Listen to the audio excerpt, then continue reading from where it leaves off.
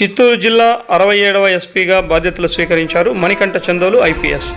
2018వ బ్యాచ్కు చెందిన IPS officer Manikanta గతంలో Greyhounds విభాగంలో అసాల్ట్ కమాండెంట్గా, నర్సీపట్నం ఏఎస్పీగా, శ్రీకాకుళం జిల్లా సెబ్ ఎస్పీగా విధులు నిర్వహించారు.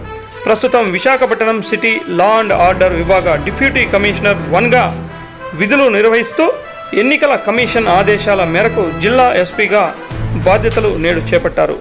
రాష్ట్రంలో జరగనున్న ఎన్నికల పోలింగ్ ప్రక్రియ స్వేచ్ఛగా, ప్రశాంతంగా జరిపించేలా అన్ని చర్యలు తీసుకున్న ఈ సందర్భంగా జిల్లా ఉన్నతాధికారులు వినియోగించుకునేలతో ఘనంగా స్వాగతం పలికారు. తదుపరి బాధ్యతలు స్వీకరించారు మణికంఠ.